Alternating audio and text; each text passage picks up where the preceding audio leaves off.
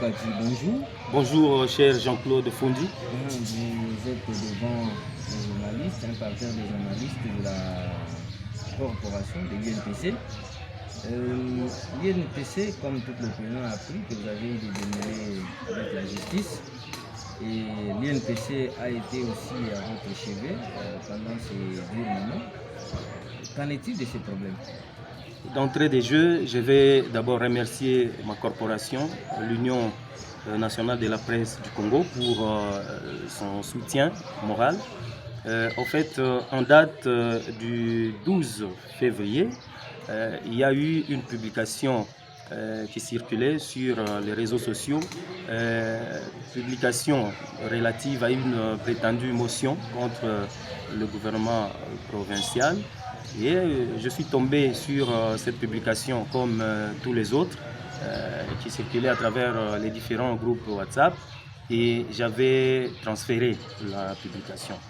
Et quelques minutes d'ailleurs après, j'ai reçu autant de coups de fil des personnes qui étaient lésées, qui étaient citées nommément, et j'étais obligé le lendemain de présenter un mea culpa à toutes les personnes qui étaient citées et qui s'étaient senties lésées. Il y a notamment l'honorable Bomele Franklin, qui est élu du territoire de Yaouma.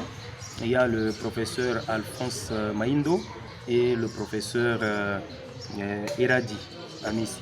Alors moi, j'avais présenté le mea culpa pour avoir transféré parce que effectivement j'avais senti qu'il y avait des mots choquants. Et aujourd'hui, il n'est pas question de remuer la plaie ou de revenir sur tous les contextes du début jusqu'au point où nous sommes. L'étape actuelle, c'est de réitérer le mea culpa et de présenter publiquement les excuses aux personnes qui se sont senties lésées. J'ai cité l'honorable Franklin Benjamin Bomele, avec qui nous avons eu à passer un bon bout de temps ici à Kisangani et avec qui on n'a jamais eu de démêlés. Je ne sais pas par quelle magie c'est aujourd'hui que nous devons nous décider de déchirer ces tissus relationnels que nous avons eu à tisser depuis un moment. Je réitère donc les excuses qui sont publiques devant vous, mes confrères de l'UNPC, et je crois que l'honorable Bomele pourra exaucer ses excuses.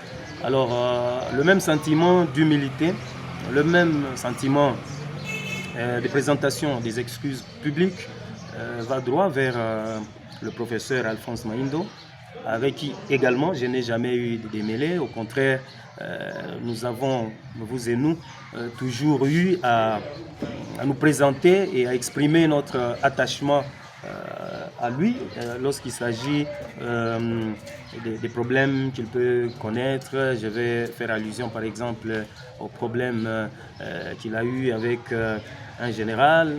Je vais faire allusion aux problèmes qu'il a eu à sa résidence. Nous étions toujours à ses côtés pour dire que entre lui et nous, la presse, entre lui et moi particulièrement, il n'y avait jamais eu de problème. C'est une erreur qui est survenue de transférer un message dont je ne suis même pas l'auteur, et c'est un regret. Donc je crois que c'est ça, la séance actuelle. Nous pensons que déjà vous avez à prendre des contacts avec les concernés, et nous osons croire que les concernés sont en train de vous écouter en ce moment, et nous pensons que les relations vont revenir bon temps.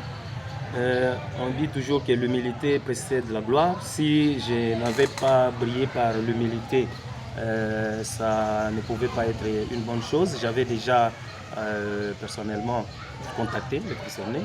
J'ai eu à parler avec mon frère, l'honorable Bomele. J'ai eu, parce que le professeur Maindo n'était pas ici, il serait à Accra. J'ai essayé aussi d'entreprendre des démarches dans ce sens. Je suis entré en contact avec ses proches.